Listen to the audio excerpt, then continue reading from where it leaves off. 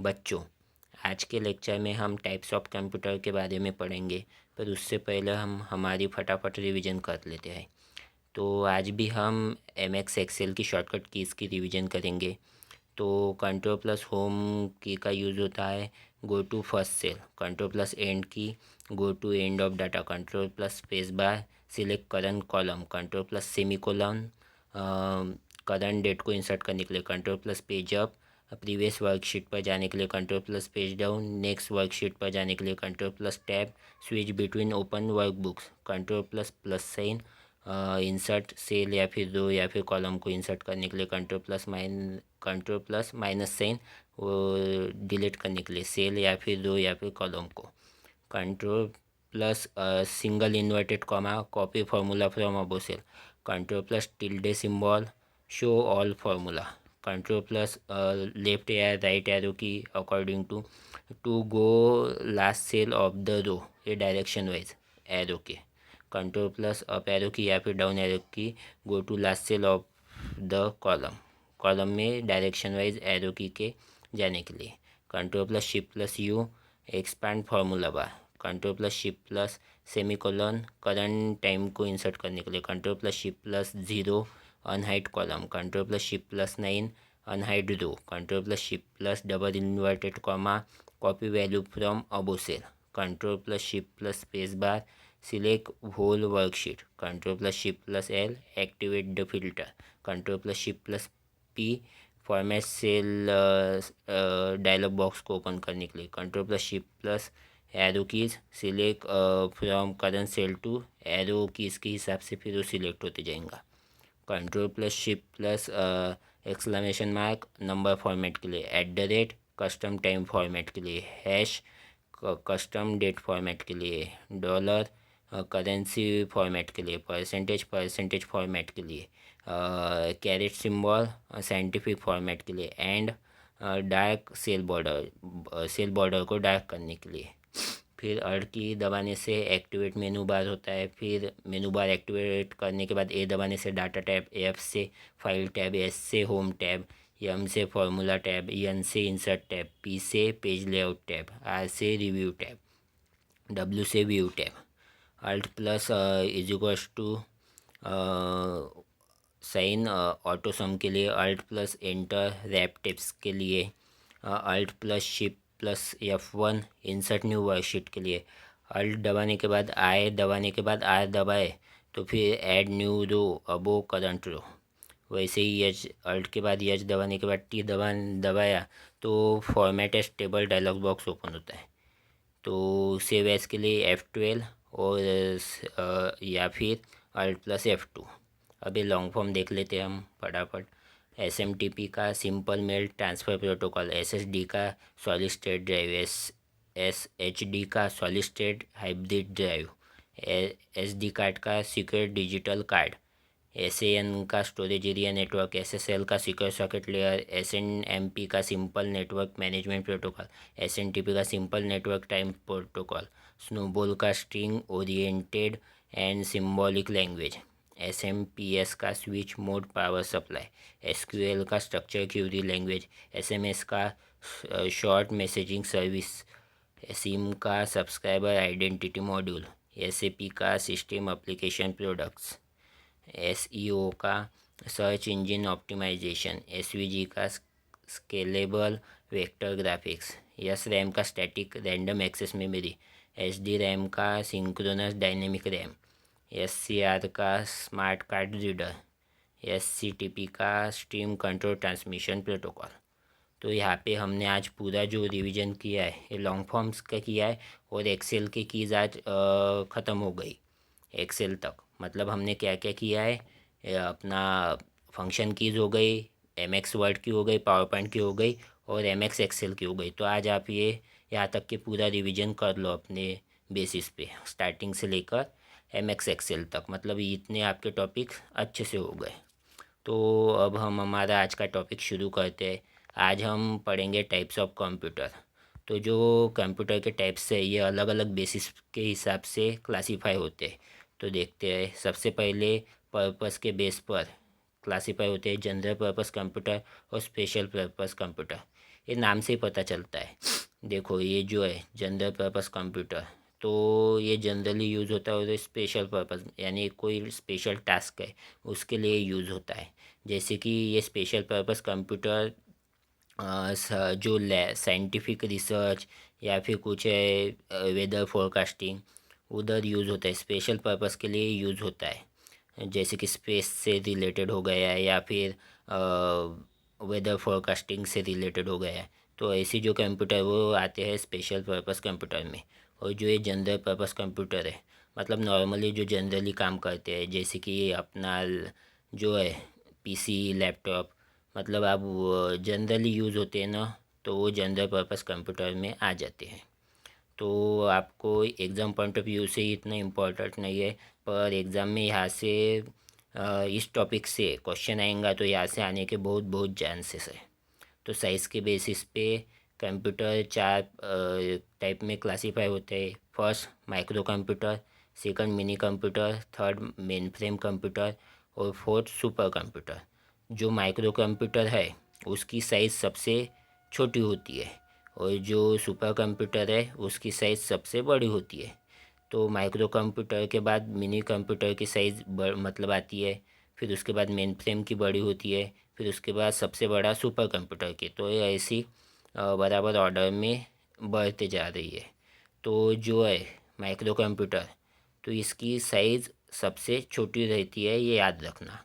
और जो super computer उसकी साइज़ सबसे बड़ी, और जो सुपर कंप्यूटर की है उसकी स्पीड, जो स्पीड है तो वो सबसे ज़्यादा रहती है सुपर कंप्यूटर की, और माइक्रो कंप्यूटर की सबसे कम। इनके बेसिस पे बता रहा हूँ, इन चार के कंपैरिजन में।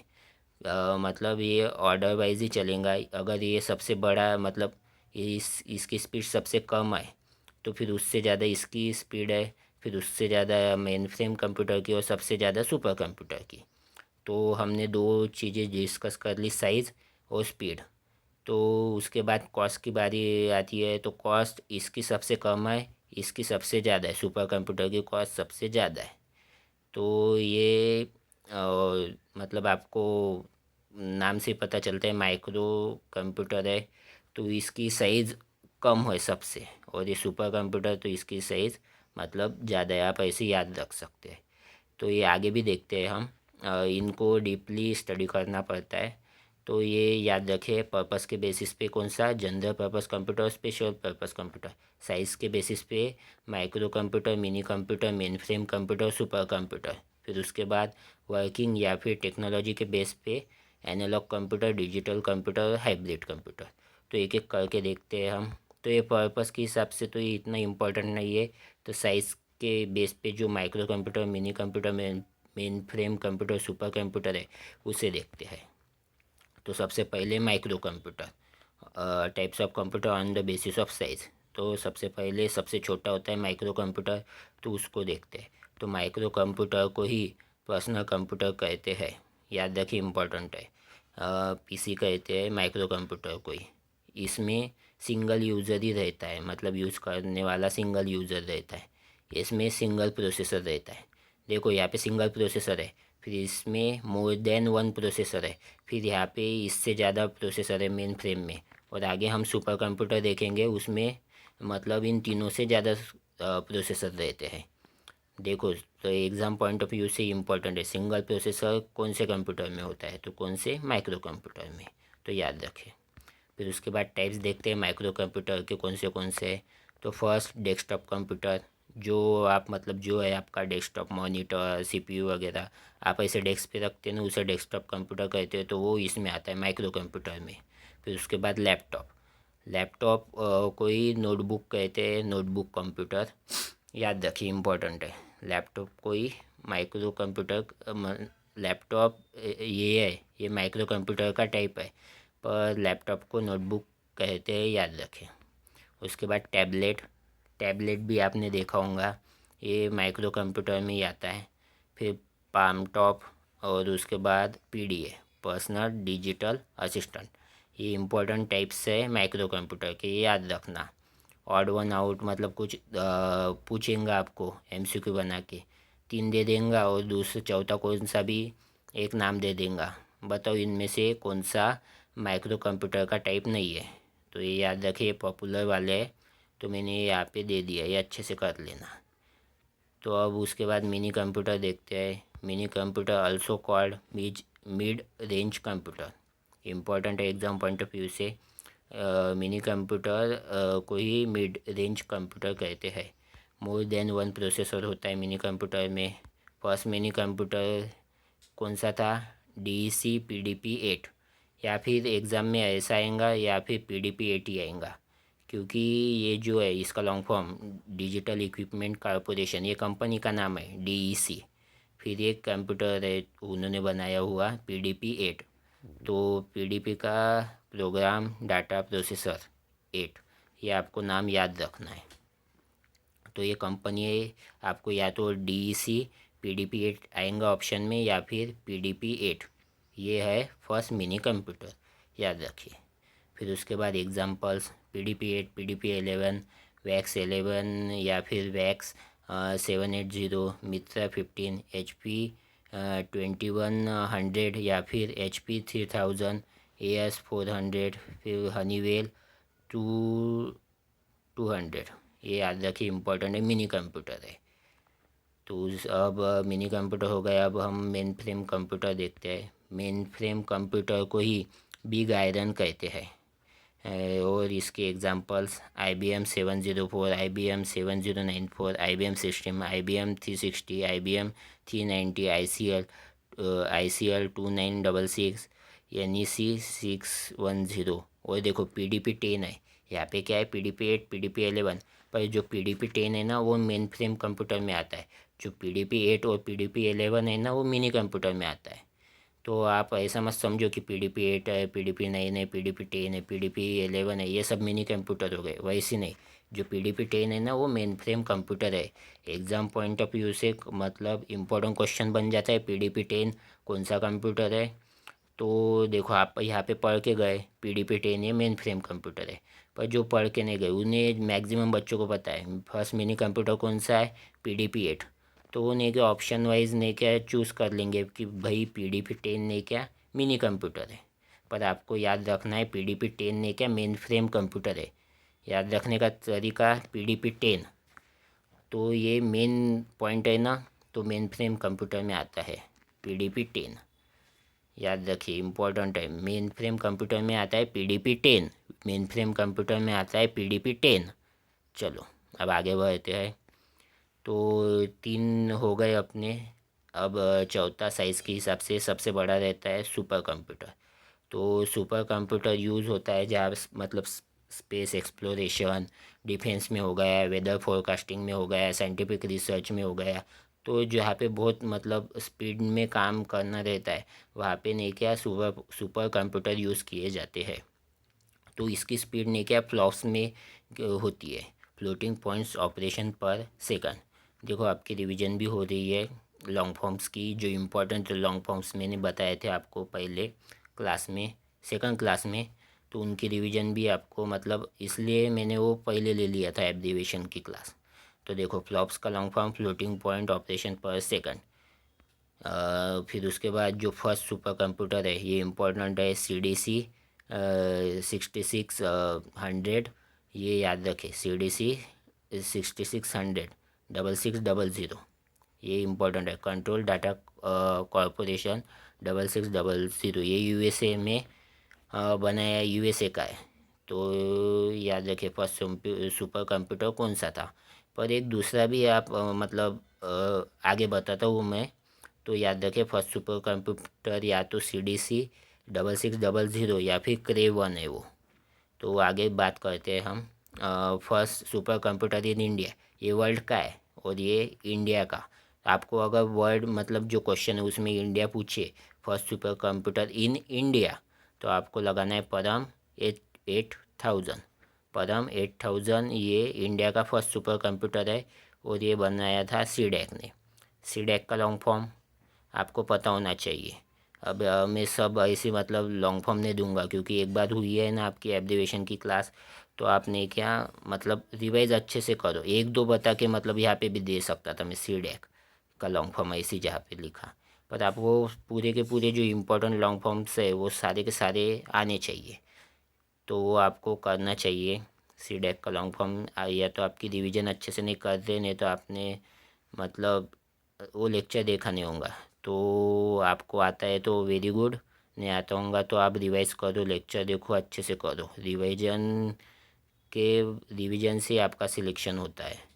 चलो, फादर ऑफ सुपर कंप्यूटर सेमर क्रे। देखो, या तो फर्स्ट सुपर कंप्यूटर में होगा CD6600, या फिर फर्स्ट सुपर कंप्यूटर में होगा क्रे 1, इन्होंने बनाया है। सेमर क्रे ये फादर ऑफ सुपर कंप्यूटर भी है, इम्पोर्टेंट है, याद रखना। इन्होंने ये CD6600 भी बनाया, और जो क्रे 1 है वो इन्होंने बनाया। तो उन्हें क्या, ये एक तो ऑप्शन में CD6600 होगा या फिर क्रे 1, तो जो दोनों में से जो दिखा उसे आपको टिक करना है। अगर ये रहा तो इसको फर्स्ट प्रेफरेंस देंगे, फिर क्रे 1 को देंगे। तो आगे बढ़ते हैं। Father of super computer in India, doctor Vijay Pandurang Bhatkar. देखो, ये जो है father of super computer in India, देखो इंडिया में हटकर काम किया है ना, तो बी को साइलेंट रखो, हटकर मतलब ऐसे ही आप याद रख सकते हैं। डॉक्टर विजय पांडुरंग भटकर जी ने मतलब सुपर इंडिया में सुपर कंप्यूटर बनाए थे, तो उन्हें फादर ऑफ सुपर कंप्यूटर कहते हैं इंडिया में। इंडिया का मतलब जो है उसमें डॉक्टर विजय पांडुरंग भटकर जी का बहुत बड़ा मतलब योगदान है। याद रखिए, इम्पोर्टेंट है ये, एग्ज़ाम पॉइंट ऑफ व्यू से ये पॉइंट भी इम्पोर्टेंट है, याद रखें। Fastest super computer in world, ये अकॉर्डिंग टू टाइम वैरी हो जाता है। अब आप लेक्चर कब देख रहे हैं तो उसके हिसाब से, मैंने जब बनाया तब EI कैपिटल ये USA का था सबसे फास्टेस्ट। तो ये एग्ज़ाम पॉइंट ऑफ व्यू से इतना इम्पोर्टेंट नहीं है क्वेश्चन, फिर भी आप अपने अकॉर्डिंगली याद रख सकते हैं। आप मतलब जब भी आप लेक्चर देखते हैं तब आप देखिए उस टाइम पीरियड में कौन सा फास्टेस्ट है। तो fastest super computer in India, India में फ़िलहाल अभी एरावत है, जिसे सीडैक ने बनाया है। इसे USA द्वारा किया है, और इंडिया में एरावत है सीडैक द्वारा। देखो, जो इक्का है तो ये टाटा ग्रुप ने बनाया है। मैक्सिमम सीडैक ने बनाया है, पर ये टाटा ग्रुप का सुपर कंप्यूटर है ना, तो ये इम्पोर्टेंट हो जाता है, तो ये भी याद रखिए आप। तो और ये मतलब इम्पोर्टेंट है। वैसे सुपर कंप्यूटर तो बहुत है, ये परम की सीरीज चली थी, परम 8000 अलग अलग ऐसी, तो उसमें आप याद रख सकते हैं। पर मैंने जो इम्पोर्टेंट है एग्ज़ाम पॉइंट ऑफ रिलेवेंसी से ये दिया है आपको, ये टाटा ग्रुप ने बनाया है। और ये इम्पोर्टेंट है कंट्री, मतलब सुपर कंप्यूटर फुगाकू आपको पूछेगा किस कंट्री का सुपर कंप्यूटर है, तो ये जापान का है। मिहिर या फिर प्रत्यूष इंडिया का है। ये जो है प्रत्यूष, ये वेदर फॉरकास्टिंग के लिए है सुपर कंप्यूटर। तो फिर उसके बाद USA के कौन से है, समिट, फ्रंटियर, क्रे 1, अरोरा, सैरिया, सीरा। तो ये जो है क्रे, यहाँ पे क्रे लिखा है, वैसे वो क्रे 1 है जिसे सेमोर क्रे ने बनाया है। तो USA का कौन सा है, क्रे 1। याद रखिए, यहाँ पे सिर्फ क्रे लिखा है, तो 1 लिखना रह गया शायद, तो याद रखिए क्रे 1 है वो। तो अब यहाँ पे साइज़ के हिसाब से तो हो गया। अब हम types of computer on the basis of working, या फिर डाटा हैंडलिंग, या फिर डाटा प्रोसेसिंग के बेसिस पे कंप्यूटर्स के कौन से टाइप गए थे वो देखते हैं। तो सबसे पहले एनालॉग कंप्यूटर, इसे स्पीड में लेंगे क्योंकि एग्ज़ाम पॉइंट ऑफ व्यू से उतना इम्पोर्टेंट नहीं है, तो स्पीड में लेंगे। Work with continuous data like temperature, pressure, voltage, मतलब जो फिज़िकल क्वांटिटीज़ है कंटिन्यूस डाटा के हिसाब से जो है ये उस पर काम करता है। जैसे कि ये फिज़िकल क्वांटिटीज़ है टेम्परेचर, तो टेम्परेचर को कौन मेजर करता है, थर्मामीटर, तो उससे एनालॉग कंप्यूटर में दे दिया। हम कंप्यूटर मतलब क्या समझते हैं, लैपटॉप जैसा, जैसे कि डेस्कटॉप कंप्यूटर हो गया मॉनिटर पर इन्होंने डाल दिया अभी, तो पढ़ना तो पड़ेगा। थर्मामीटर मतलब हम कंप्यूटर तो नहीं कह सकते, पर अभी इसके एग्जांपल यही है, थर्मामीटर, स्पीडोमीटर, जो टू व्हीलर में लगता है स्पीडोमीटर, ये कंटिन्यूस डाटा पे वर्क करता है ना, तो इसे जो है एनालॉग कंप्यूटर में क्लासीफाई कर दिया उन्होंने। तो याद रखिए, कंटिन्यूस डाटा पर और फिजिकल क्वांटिटी पर कौन सा करता है, एनालॉग कंप्यूटर। फिर उसके बाद digital computer, work with discrete और बाइनरी डाटा। तो डिस्क्रीट और बाइनरी डाटा पर 0 एंड 1 पर कौन सा करता है? Digital computer. जो है पीसी, लैपटॉप, वो डिजिटल कंप्यूटर में आते हैं, याद रखना। एनालॉग कंप्यूटर, डिजिटल कंप्यूटर, फिर इन दोनों को मिलाकर थर्ड वाला बनाया गया hybrid computer. Hybrid computer analogue और डिजिटल कंप्यूटर इन दोनों का मतलब कॉम्बिनेशन से बनाया गया है। तो बेस्ट एग्जांपल है ईसीजी मशीन। मतलब जो वो लगाते हैं ना, ऐसी गोल गोल कर अपने चेस्ट पे लगाते हैं, वो हार्ट रेट मतलब हार्ट की फंक्शनिंग कैसी चल रही है। तो ट्रांसड्यूसर कुछ तो भी कहते हो उससे, अलग अलग प्रकार के रहते हो, वो लगाते हैं चेस्ट पे। तो फिर उससे वो मतलब फिजिकली वो चले जाता है, फिर उसे डिजिटली दिखाने के लिए मतलब ये ऐसा कॉम्बिनेशन है फिजिकल अपना एनालॉग और डिजिटल का, ईसीजी मशीन। तो याद रखें example, ECG machine hybrid computer में आता है। तो क्या क्या देखा हमने? पर्पस के बेसिस पे देखा था दो टाइप, जनरल पर्पस कंप्यूटर, फिर उसके बाद जनरल पर्पस देखा था, फिर उसके बाद स्पेशल पर्पस, फिर साइज़ के बेसिस पे चार देखे थे। कौन से थे? सबसे पहले माइक्रो कंप्यूटर, फिर उसके बाद मिनी कंप्यूटर, फिर उसके बाद मेन फ्रेम कंप्यूटर, फिर उसके बाद सुपर कंप्यूटर। और ये जो है वर्किंग और हैंडलिंग के हिसाब से तो वो है analogue computer, digital computer, hybrid computer. तो यार ये आपने ये भी इतना भी पढ़ लिया तो ये मोर देन सफिशिएंट है पूरा लेक्चर टाइप्स ऑफ कंप्यूटर के लिए। तो यहाँ पे आपका स्टडी लेक्चर ख़त्म होता है। अब गुरु मंत्र पे आते हैं। तो आज का गुरु मंत्र है, देखो थोड़ा फनी है, जो है गुआवा, जिसे अमरूद भी कहते हैं हिंदी में। तो उसके फ़ायदे बताता हूँ, आपके लाइफ में वो बहुत मेजर रोल प्ले करेगा ये। जो गावा है, गुआवा कहते हैं, गावा क्या अमरूद कहते हैं। तो जो अमरूद है, तो इस ये नहीं क्या इम्यूनिटी बढ़ाता है, हमारी इम्यूनिटी बढ़ाने में बहुत बड़ा रोल होता है गुआवा का। ये नियर अबाउट 20 to 30 रुपये केजी मिलता है विंटर सीज़न में। तो आप ज़रूर विंटर सीज़न में इसे मतलब खाया करिए। इसे नहीं क्या विंटर सीज़न में ही खाना है, जैसे कि समर में भी आ सकते हैं, रेनी सीज़न में भी आ सकते हैं, पर वो केमिकली प्रोसेस मतलब केमिकल से ही वो वैसे बनाते हैं। जो सीजनेबल फूड होते हैं, जिस सीजनेबल फ्रूट होते हैं, उसे ही आप मतलब सीज़न के वाइज खाइए। तो ये एक आपको सजेशन देना चाहता हूँ कि इसके ऊपर पानी मत पीना। मतलब खाली वो पानी पी लिए तो आपको खांसी या फिर ज़ुकाम हो सकता है।